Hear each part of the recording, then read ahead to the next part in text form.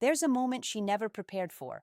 Not the breakup, not the distance, but the moment your silence stopped sounding emotional and started feeling intentional, when it no longer carried frustration, longing, or unspoken hope, when it felt calm, grounded, and complete. That's when something inside her shifted. She didn't expect your silence to change her this much because she assumed silence meant uncertainty or waiting. And that quiet transformation didn't just alter the dynamic between you, it forced her to confront herself in ways she wasn't ready for.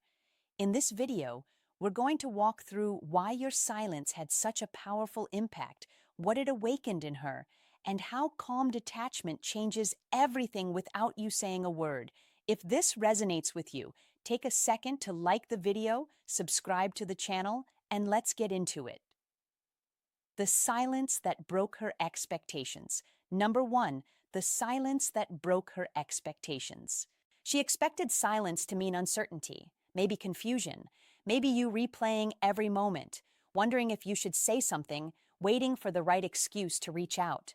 That's the kind of silence she knew, the kind that still leans forward, still asks for permission, still hopes for a response. But what she felt from you this time was something else entirely. It wasn't anxious, it wasn't heavy, it was measured, grounded, intentional, and that difference caught her off guard. Put yourself in her place for a moment. She creates space, assuming it will pull you off balance. She waits for a message that never comes, a reaction that never shows up. At first, she tells herself, "You're just busy or stubborn or trying to make a point." But as the days pass, the absence starts to feel stable. There's no emotional noise coming from you, no indirect signals, no attempts to test the waters. And that's when the unease begins, because silence was supposed to weaken you, not reveal control. Epictetus taught that strength isn't shown in what you say, but in what you refuse to say when provoked. Your silence embodied that idea without explanation. It wasn't absence, it was discipline. You weren't silent to manipulate. You weren't withholding to protect your pride. You were silent because you had already reclaimed authority over your inner world. And that kind of silence doesn't ask to be understood. It simply exists. She starts to realize that this isn't the quiet of someone waiting to be chosen. It's the quiet of someone who has already chosen himself. That realization shifts the emotional ground beneath her. In the past, silence from you might have meant pressure building, emotions stacking up, and eventual release. This time, there's no pressure, no urgency, just a calm that doesn't bend around her reactions. And that calm tells her something words never could. Stoicism teaches that when you remove dependence on outcomes, you regain freedom. Your silence reflected that freedom. You weren't trying to control how she felt, and that's precisely what made the silence powerful. It left her without the familiar levers to pull. She couldn't provoke reassurance. She couldn't trigger emotion. She couldn't predict the next move. All she could do was feel the shift. And that's why this silence changed her more than she expected. It wasn't dramatic. It didn't announce itself. It didn't demand attention. It quietly rewrote the dynamic. Like Marcus Aurelius observed, the most unshakable thing is the mind that remains steady regardless of circumstance. Your silence became evidence of that steadiness, and once she sensed it, she understood something she hadn't planned for at all. This wasn't a pause, a tactic, or a phase. It was a new center. And from that center, everything between. You felt different. Number 2, when absence replaced emotional negotiation. When absence replaced emotional negotiation, she was used to emotional exchanges, clarifying, revisiting, negotiating feelings. Your silence ended that pattern without confrontation, and that's what quietly disrupted everything she thought she understood about the dynamic between you. She expected distance to trigger another round of discussion, another attempt to clear the air, another emotional checkpoint where roles could be re-established. In her mind, silence was just a pause before the next conversation. What she didn't expect was that the conversation never came. From her perspective, emotional negotiation had always been the bridge. If something felt off, it could be talked through. If tension appeared, it could be softened with words, explanations, or emotional appeals. That process gave her a sense of influence, a feeling that connection could always be restored through dialogue. But your silence didn't argue, didn't correct, and didn't ask to be understood. It simply stepped away. And absence, unlike words, offers no leverage. This is where the change began to take hold. Without your participation, there was no emotional exchange to manage, no reactions to measure, no tone to adjust. She could no longer test where she stood by provoking a response or reopening a discussion. Instead, she was left alone with the unanswered questions she used to bring to you. And that internal shift, having to sit with her own emotions instead of shaping yours, was far more unsettling than any argument ever was. Crapus believed that once reason governs the mind, persuasion loses its grip. What you demonstrated wasn't detachment for effect, it was self-command. You didn't withdraw to punish or manipulate. You withdrew because you no longer needed resolution through emotional negotiation. That quiet discipline removed the arena where she once felt powerful. There was no stage left for persuasion, no opening where intensity could influence the outcome. Think about how this lands for her over time. She considers reaching out, rehearses what she might say, imagines explaining herself in a way that once would have pulled you back in, but then she realizes something has changed. Even if she speaks, the old dynamic won't return. You would listen calmly, maybe respond briefly, but you wouldn't re-enter the emotional back and forth. And that realization hits deeper than rejection. It signals a loss of influence. A Stoic understands that not every emotion needs to be processed together, and not every connection survives the removal of negotiation. By choosing absence, you didn't escalate the situation or make a dramatic exit. You simply stopped participating in a pattern that no longer aligned with who you are. And that's why your silence changed her more than she ever expected. It didn't challenge her directly. It quietly showed her that the power had shifted and that some doors don't close with an argument, but with calm finality. Before we move on, take a moment to sit with this shift. Not just what it did to her, but what it reflects about you. There's a difference between walking away in frustration and stepping back in clarity. And you can probably feel which one this was. Ask yourself where you stopped negotiating your emotions and started protecting your peace. If this resonates, leave a comment sharing what changed for you in that moment, or simply type "calm is my closure" below. Let that be your marker before we take the next step. She felt the loss of emotional access. Number 3, she felt the loss of emotional access. Before, she could reach you emotionally. A message, a memory, a subtle pull, and you'd respond. Maybe it was a late-night text that always seemed to arrive at the perfect moment, or a familiar phrase she knew would draw you back into conversation.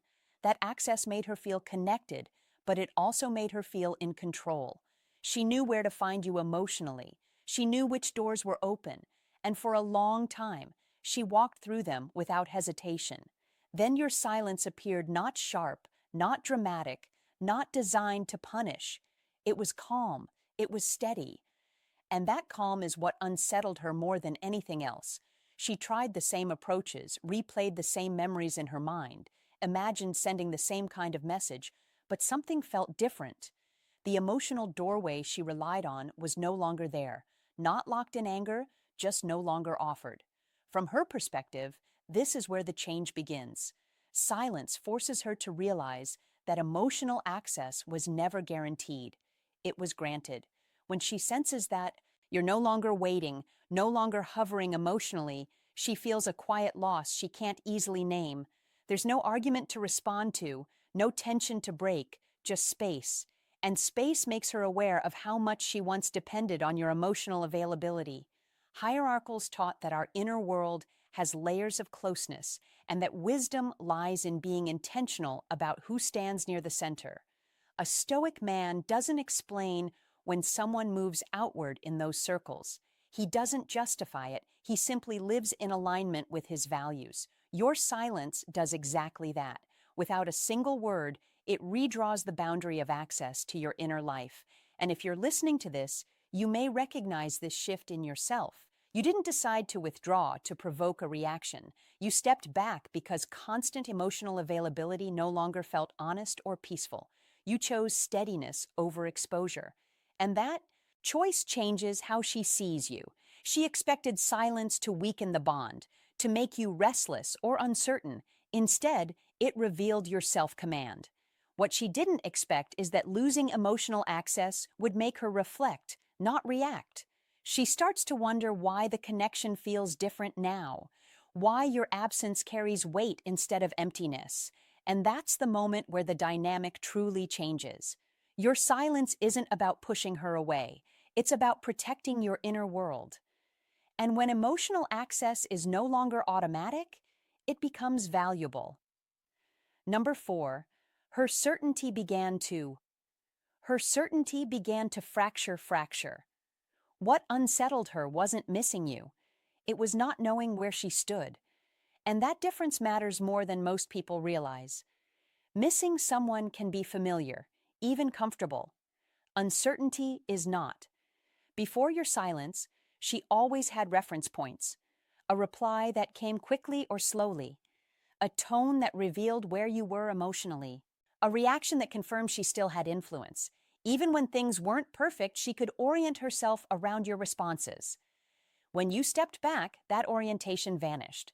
She didn't expect your silence to change her this much because she assumed distance would create longing, not destabilization. But instead of simply thinking about you, she began questioning herself. You can picture it clearly. She opens a message thread, scrolls through old conversations, searching for patterns that no longer exist. She considers sending something casual, maybe even lighthearted, but then hesitates, not because she doesn't want to reach out, but because she can't predict what would happen if she did. Would you respond warmly, neutrally? Would you respond at all? That gap between intention and outcome is where her certainty starts to crack. And once that crack forms, it quietly widens. Cleanthis taught that the mind resists what it cannot anchor to certainty, and your emotional steadiness removed every anchor she once relied on. You didn't offer reassurance to calm her nerves. You didn't show irritation she could interpret as lingering attachment. You didn't push back in a way that let her feel significant through conflict. There was no emotional friction, no signal to decode, just calm. And calm, when it can't be interpreted, becomes unsettling. Without feedback, her confidence has nothing to feed on. This is the part many men misunderstand. Your silence isn't loud to her. It's ambiguous, and ambiguity forces introspection. She starts wondering if the version of herself that felt secure around you was only secure because you were emotionally available on demand. When that availability disappears, so does the certainty she carried. She doesn't feel rejected in a dramatic way. She feels unplaced, and being unplaced is far more destabilizing than being missed. If you're watching this and thinking, I'm not trying to send a message, I'm just staying centered, that's exactly the point. Stoicism was never about controlling others. It was about governing yourself so fully that your peace no longer depends on reaction, by remaining steady, by not rushing to define the situation for her. You allowed reality to surface on its own. Her confidence didn't erode because you disappeared. It eroded because your silence revealed something she didn't expect to face, that her certainty was built on emotional access, not emotional security. Number 5, the calm she couldn't trigger. She expected a reaction, frustration, curiosity, something she could work with. Instead, she met calm, and not the kind of calm that feels forced or performative, but the kind that comes from someone who is no longer internally negotiating. This is what caught her off guard. In the past, even when you tried to stay composed, there was still movement beneath the surface. A delayed reply carried tension. A short message carried meaning. She could sense when she still mattered because your energy shifted around her presence. This time, it didn't. She noticed it in small, almost invisible moments. She read your reply twice, expecting to find something underneath it. A question, an opening, a sign that she could steer the interaction. There was none. Your words were simple. Your timing was the calm she couldn't trigger, unremarkable. There was no urgency, no emotional charge, no subtle pull, asking her to step closer. And what unsettled her wasn't that you were distant. It was that you seemed complete without her input. Zeno of Citium believed harmony begins when emotion no longer leads the mind. And this is where the shift truly happened. Your composure wasn't a strategy aimed at her. It was the result of alignment within yourself, because you were no longer led by reaction. There was no emotional feedback loop for her to activate. Before tension created motion, emotion created leverage. Now calm absorbed everything without changing shape. When she imagined provoking a response by being warm, cold, nostalgic, or vague, she realized it would all land the same way, gently, neutrally, without consequence. And if you're watching this, you may recognize how different this feels inside you. You're not biting your tongue. You're not counting days. You're simply no longer pulled off center by uncertainty. Silence isn't something you're using. It's something you're comfortable standing in. That comfort is what changed her more than any message ever could. Because when calm can't be triggered, it forces the other person to confront something they weren't prepared for, the realization that their emotional influence no longer reaches you. And that quiet realization lingers far longer than any argument or explanation ever would. This is the point where everything quietly settles. Not because something was said, but because nothing needed to be. When calm becomes natural, it reveals a level of inner alignment that doesn't seek reaction or validation. Sit with that for a second and notice where this steadiness has already shown up in your own life. If it resonates, share your thoughts in the comments or simply type "My calm speaks for itself" below. And when you're ready, let's continue, because the next shift goes even deeper than she expected. Silence forced her into self-reflection. Number 6. Silence forced her into self-reflection. Without your attention to distract her, she had to sit with herself. And that's a situation most people try to avoid for as long as they can. Before, your presence acted like a buffer between her and her own inner world. A message from you could lift her mood. A reaction from you could reassure her. Even tension between you gave her something to focus on. There was movement, feedback, emotional noise. But when you went silent, all of that stopped at once. No signals to read, no responses to interpret, just stillness. At first, she probably told herself it didn't matter. She stayed busy. She filled the time. But silence has a way of following you into quiet moments late at night, during pauses in the day. In those gaps, the thoughts she used to push aside started surfacing. Marcus Aurelius wrote that when the noise fades, the mind reveals what it's been avoiding. And that's exactly what happened here. Your silence didn't create her thoughts. It removed the distractions that kept them hidden. She began replaying moments. She once skimmed over things you said that didn't register at the time. Times you showed patience instead of reaction. Times you gave more than she acknowledged without your presence to soften the emotional edges. Those memories felt sharper, more honest. She couldn't outsource her uncertainty to you anymore. She couldn't check in just to feel grounded. She had to ground herself, and she realized she wasn't as steady as she thought. If you've ever stepped back from constant communication, you know this phase well. The first response is discomfort. Silence feels heavy because it forces clarity. A Stoic understands that clarity often arrives disguised as unease. When you removed yourself calmly, without bitterness or explanation, you didn't leave a void. You left a mirror. And mirrors don't argue. They simply show what's there.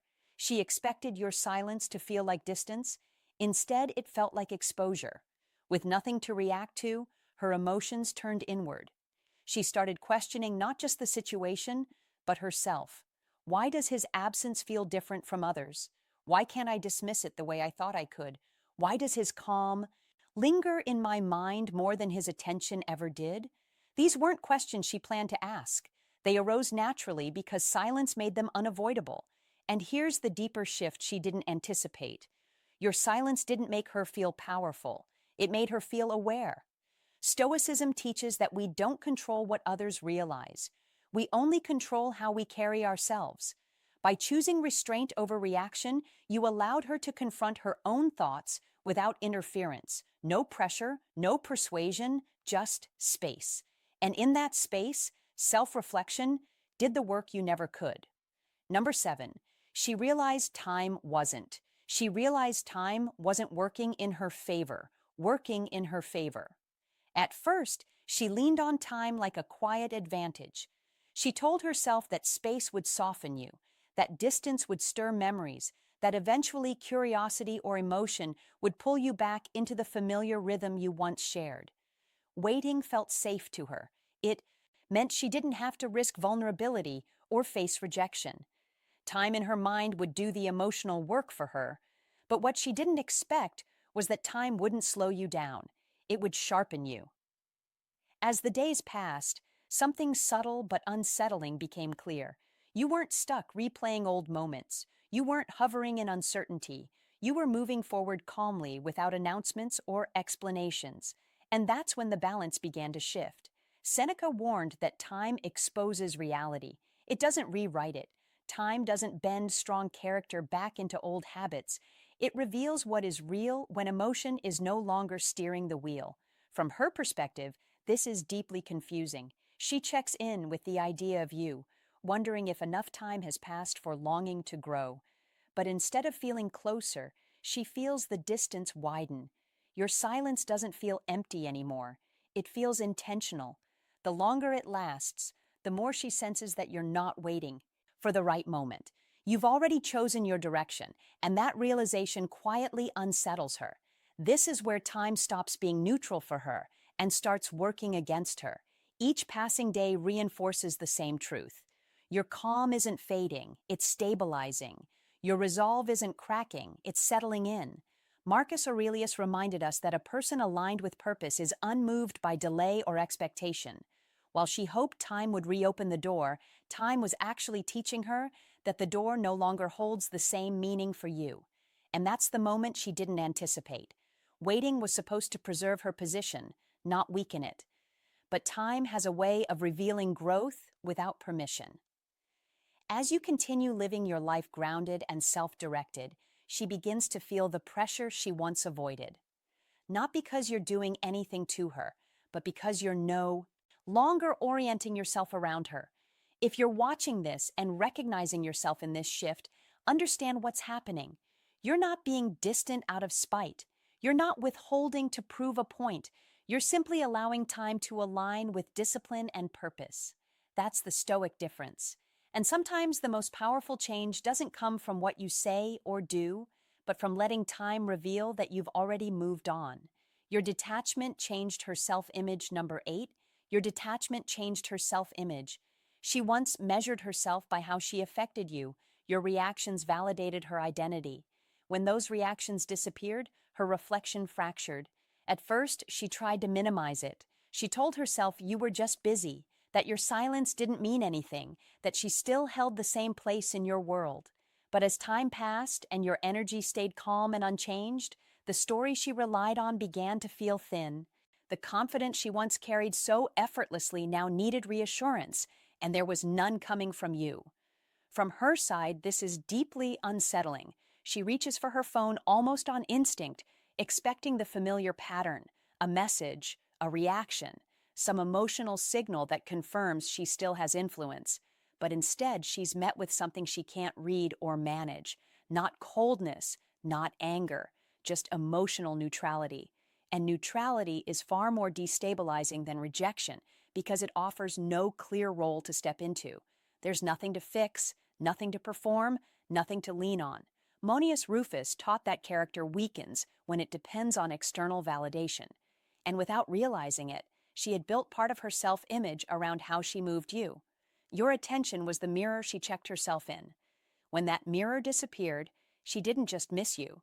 She missed the version of herself that existed through your eyes. Your detachment didn't criticize her, didn't confront her, didn't even explain itself. It simply stopped reinforcing the identity she had grown comfortable with. This is where the change becomes internal. She starts replaying moments, not to reconnect, but to understand. She wonders when the shift happened, when you stopped needing her reactions, when your presence became grounded instead of responsive. And that quiet questioning does something powerful.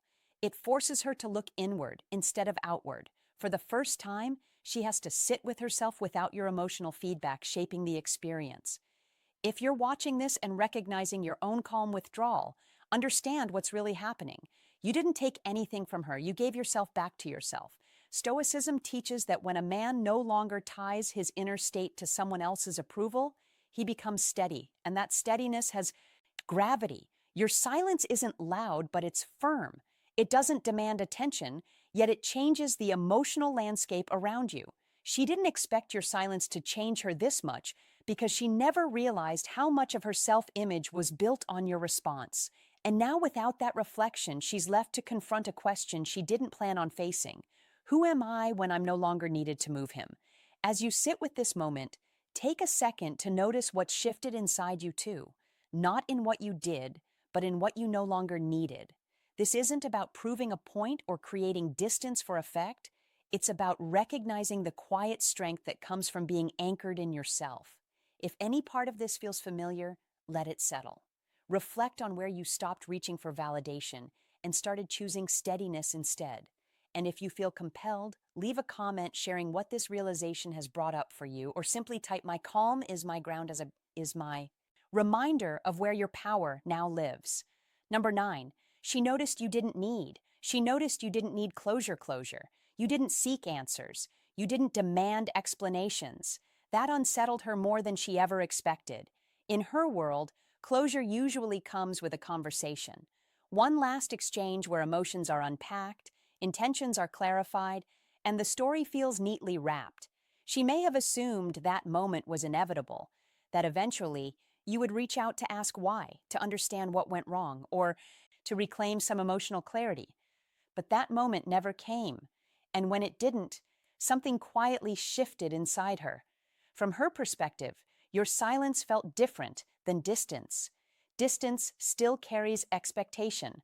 Silence, on the other hand, carried finality. You weren't waiting for her version of events to feel okay again. You weren't lingering in the past, replaying moments, or searching for hidden meanings. You accepted what happened and allowed it to be enough. Posidonius believed peace comes from accepting events as they are, not as we wish them to be. Without saying a word, you practiced that principle. You didn't fight reality. You didn't try to rewrite it. You stepped forward with calm acceptance. And that calm did something she didn't anticipate. Think about how that lands on her emotionally. When someone still needs closure, there's a sense of leverage.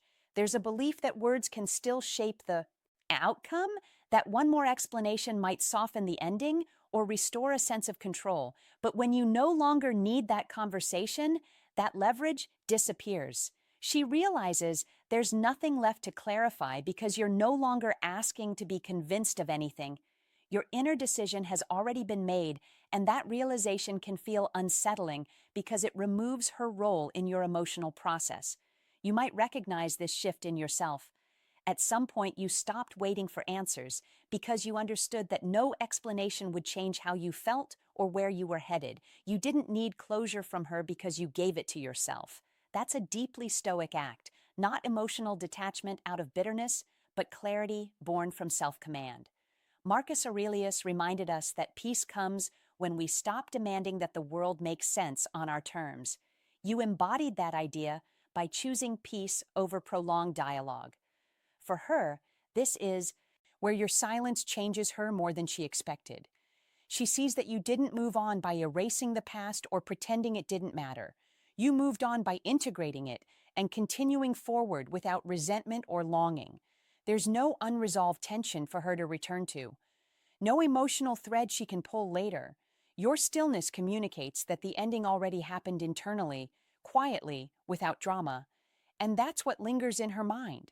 Not the absence of words, but the presence of a man who no longer needs permission, explanation, or closure to keep moving toward his own peace. Number 10. Control quietly slipped from control. Quietly slipped from her hands. Silence removed her leverage. No emotional buttons to press, no reactions to steer. And what she didn't expect was how deeply that absence would affect her.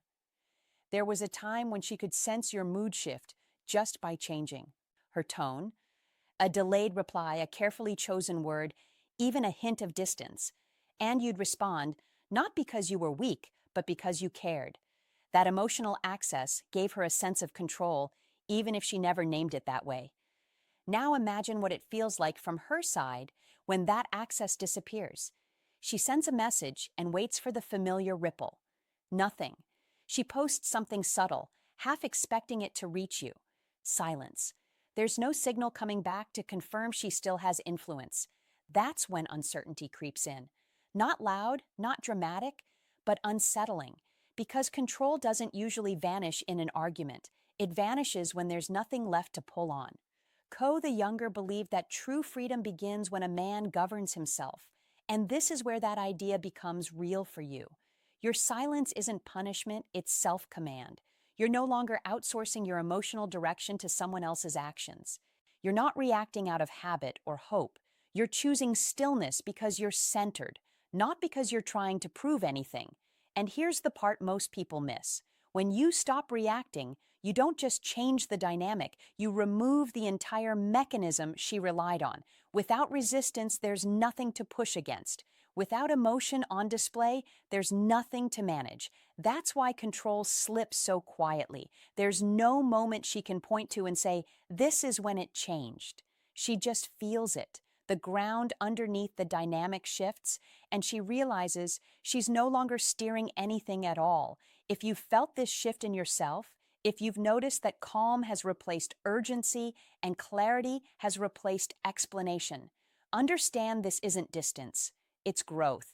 And growth, when it's real, always changes more than just you. Number 12, she changed because she felt the distance was permanent, didn't.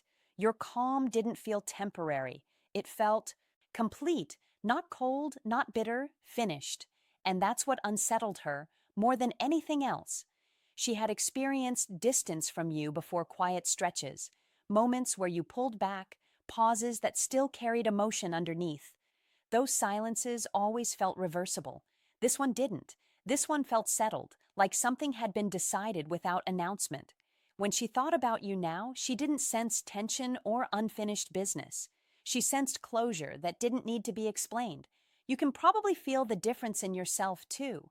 You didn't withdraw to provoke a reaction or to be missed. You withdrew because your inner world stopped revolving around her responses.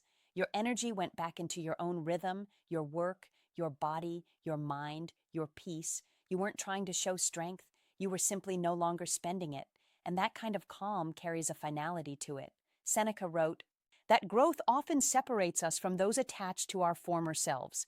And that separation isn't loud or dramatic. It's quiet. It's natural. It happens the moment a man no longer needs to return to who he used to be.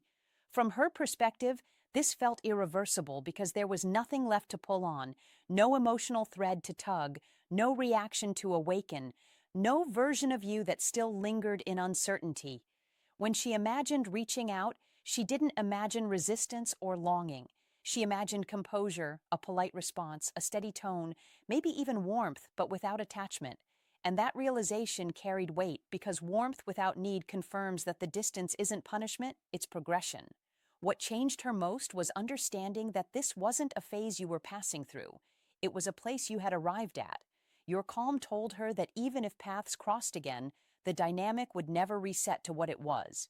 You wouldn't come back searching. You wouldn't reopen emotional ground.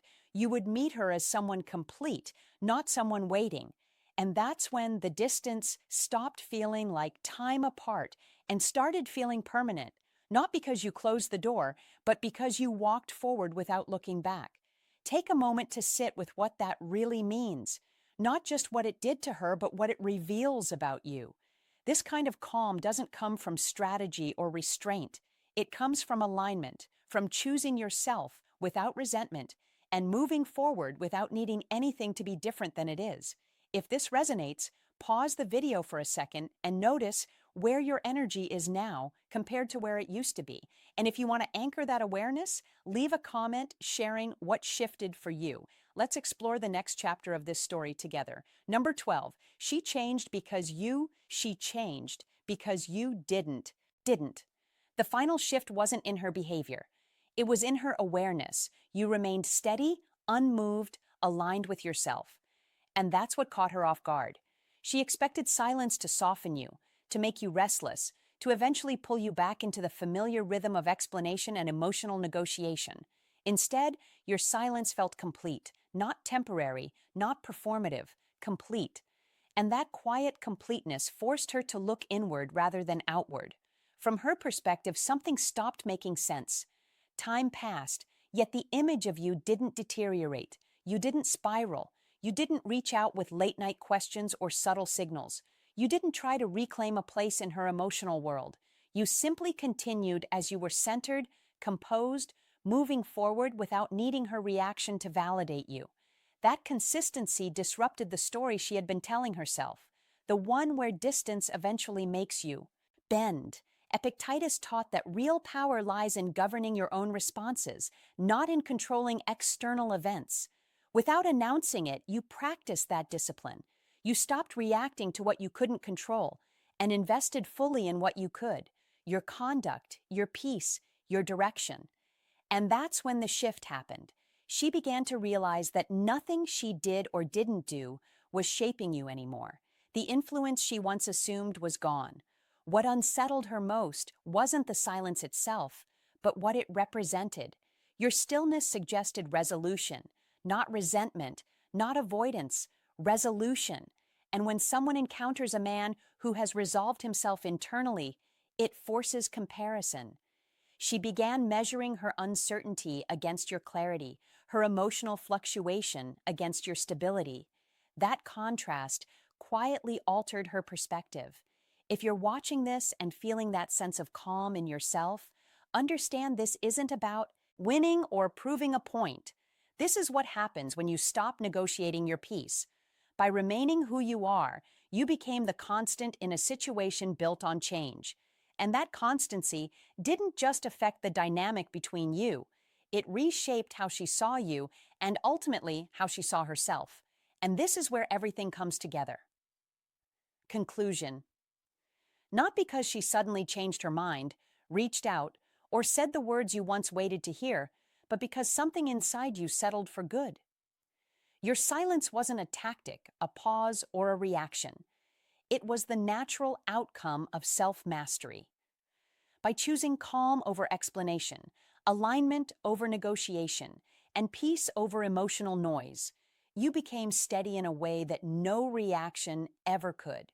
And that steadiness didn't just shift the dynamic between you and her. It reshaped how she experienced the absence itself. What once felt familiar now felt final. What once felt controllable now felt out of reach, not because you pushed her away, but because you stopped abandoning yourself. If this message resonated with you, take a moment to like this video. It helps more men find clarity like this. Leave a comment and share what part of this shift you recognized most in yourself. And when you're ready, watch the recommended videos on screen to continue building calm, discipline, and inner strength without saying a word.